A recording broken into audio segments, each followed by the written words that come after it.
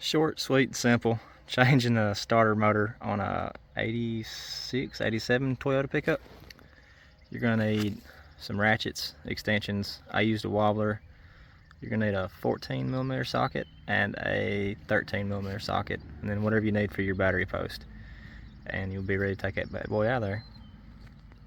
Alright, so if you're having problems with your starter, first things first, check your battery, and you're going to want to look at your battery cables, your battery terminals. That one's pretty good. Some of the stuff looks funky, but it's right. Now, this is what you want to watch out for. If I'm not shaking on too much, you can actually see that wire moving inside of that clamp there.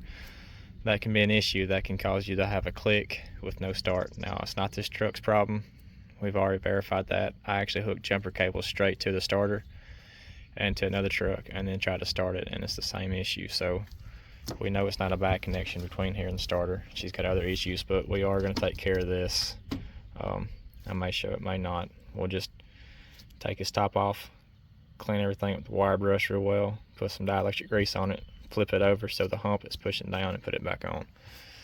So take your cable off, positive, negative. You're supposed to take your negative off. On this one, being this old of a truck, I'm taking the positive off since we got to clean that up anyways. So this one's going to be a 13 and it'll be off. Once that's off, we'll go down here and look at removing the starter. If you look in your wheel well, that's going to be your starter right there. We're going to take off our positive wire and the signal wire. And we're fortunate this truck has got a little bit of a body lift on it, so pretty easy for us to get to. Now, here's a picture of what your starter might look like. Maybe not as nice, but you're gonna have one bolt there and one bolt on the bottom side. So this is gonna be a 13 on the main lug wire. Your signal wire will go in right here. It's just a spade connector, it just pulls out. Or if you've got the factory, it should have a push tab you push in and pull out. And then your two bolts going in on this truck, they're 14, so it's gonna be a little hard to see, but right here over that starter where you can't see, there's a bolt. And then if I can get a picture, right down there, there's another bolt. So we're gonna take this 13 out. If my camera will focus, we're gonna pull that wire out, and that wire looks pretty rough.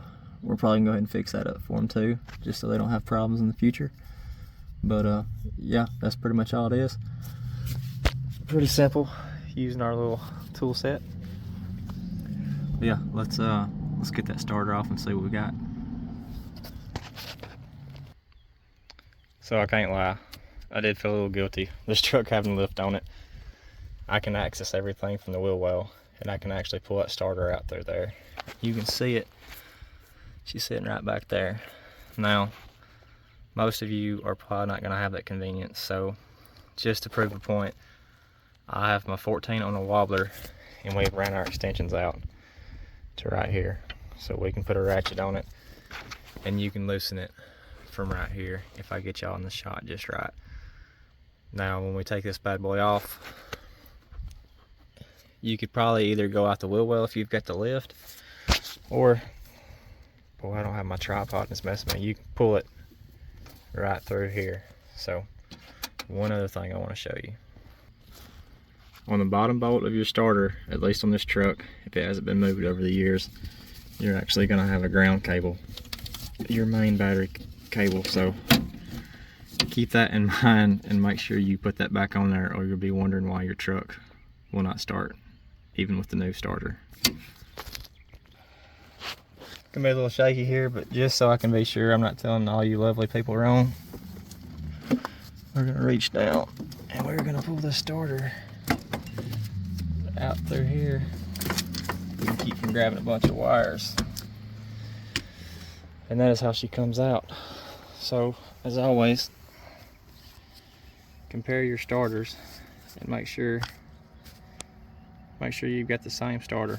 Now, it's pretty simple. It's gonna go back the same way. I guess I'll show you some pictures of that or video or whatever. Maybe it'll help you. It's time to go back in with the new one. Now, by the time this video comes out, we should have some pretty big updates. We've got a blog going with a bunch of what I feel like is valuable information, and we're going to be adding to it.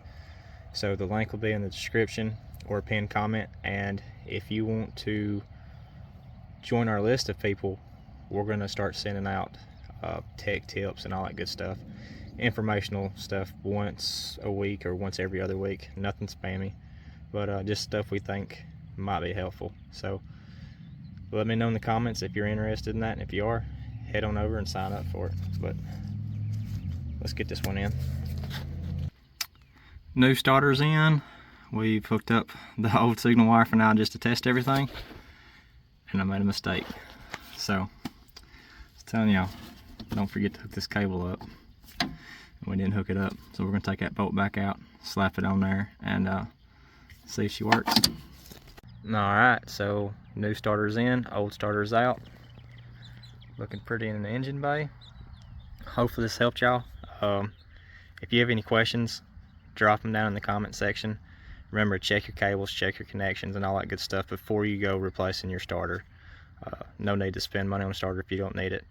But anyways, if this video was helpful, or you just enjoyed watching it, even if you didn't enjoy watching it, hit the subscribe button if you want to see more. I would appreciate it. It helps me, it helps the channel, and it helps allow more people to be able to see these videos. So hope y'all enjoyed it, and hope y'all have a good evening.